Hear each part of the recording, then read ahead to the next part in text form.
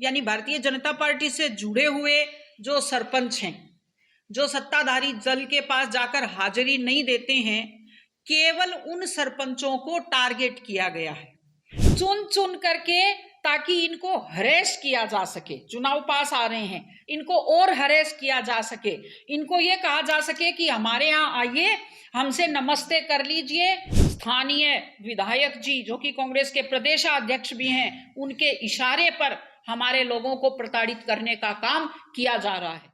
आज जिस विषय के लिए आपको बुलाया गया है वो भारतीय जनता पार्टी की एक पीड़ा है।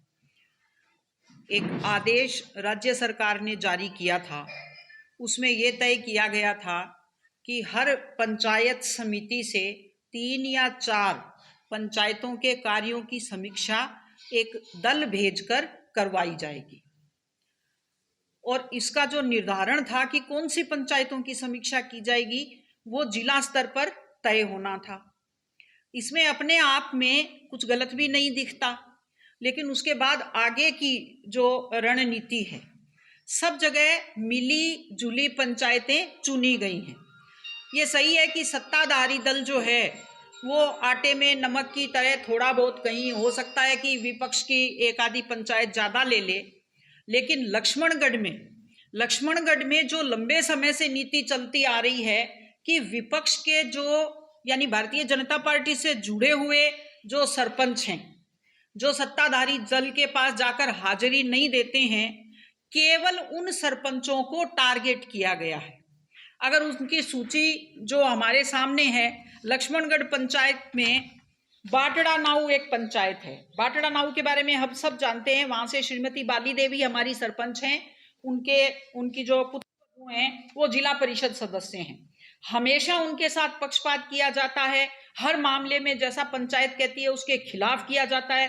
कोई काम वहां विकास के हो ही नहीं रहे हैं, टारगेट किया जा रहा है। वो पंचायत चुनी गई है। रोरू बड़ी से भारतीय जनता पार्टी की विचारधारा को मानने वाले सरपंच हैं। बठोट से हमारे सरपंच हैं। अलगपुरा बोगन में हमारे सरपंच हैं। यानी आप भी यहीं रहते हैं, आप भी जान सकते हैं कि ये कौन से सरपंच हैं, चारों कौन सी पंचायत हैं जिनके सरपंच भारतीय जनता पार्टी से जुड़े हुए हैं। एक्सक्लूसिव, इनके अलावा और कोई पंचायत नहीं चुनी गई है। नेछवा में आप देखिए, गनेड़ी, गाड़ोदा में भी आप पहले, गाड़ोदा में जो हमारी माननीय सरपंच साहिबा हैं, उनके जो पति अध्यापक थे, उनका सिर्फ बदले की कार्यवाही के कारण उनका ट्रांसफर किया गया था नीमका थाना, उन्हें प्रताड़ित किया गया। अब वो माननीय सरपंच साहिबा हैं हमारी, उनको अभी भी टारगेट किया जा रहा है, अभी भी जी नहीं भरा है। गाड़ोदा, घाना के जो सरपंच हैं उनको आप सब जानते हैं, हिस्ट्री पूरी, उनको टारगेट करने में किसी तरह की कमी नहीं छोड़ी गई है। छोटी छोटी तकनीकी गलती पकड़ के, और किस तरह से पिछले लंबे समय से ये हमारे एससी के जो सरपंच हैं उनको टारगेट किया जा रहा है। और नेछवा, ये इनके अलावा आप बता सकते हैं, आप भी पत्रकार हैं, आप भी सब जानते हैं कि इनमें से कौन सा ऐसा सरपंच है जिसका जुड़ाव कांग्रेस से हो, और कांग्रेस से ही नहीं, जिसका कि किसी भी पार्टी से जुड़ाव ना हो, ऐसा एक भी सरपंच नहीं है। यानी पिक एंड चूज, वो चुन चुन करके, ताकि इनको हरेस किया जा सके। चुनाव पास आ रहे हैं, इनको और हरेस किया जा सके, इनको ये कहा जा सके कि हमारे यहाँ आइए, हमसे नमस्ते कर लीजिए, हमारी बात मान लीजिए, फिर आपका कुछ नहीं बिगड़ेगा। कुछ ना कुछ तकनीकी गलती निकाल करके, आगे का हमें पूरा क्रम दिखाई दे रहा है, कुछ ना कुछ तकनीकी गलतियां निकाल करके, और इनको इसी तरह से परेशान किया जाएगा जिस तरह से कि घाना सरपंच को किया जा रहा है, बाकी सरपंचों को किया जा रहा है। इस नीति का विरोध हम करना चाहते हैं। ये 5-4 अगर पंचायतें थी, इनमें से 2-2 लोग हो सकते थे, या 3-1 भी हो सकते थे, कहीं 3 या 1, कहीं 2 या 2 हो सकते थे। तो इस नीति का हम विरोध करते हैं, और इसलिए करते हैं, ये पहला मौका नहीं है, this is not the first time.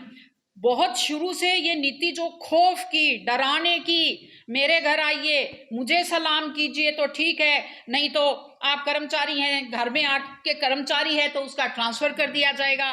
कोई भी आपके काम में छोटी सी भी चूक मिली जिसपे कोई ध्यान ही नहीं देता, उसको भी पकड़ करके आपको प्रताड़ित किया जाएगा, आपको बजट नहीं दिया जाएगा, अधिकारियों को ये कह दिया जाएगा कि आपकी पंचायत में कोई काम होना ही नहीं चाहिए। ये नीति लंबे समय से चल रही है तानाशाही की, और ये जो पूरी यहाँ भारतीय जनता पार्टी का परिवार बैठा है, ये इस तानाशाही की नीति की कड़ी निंदा करता है।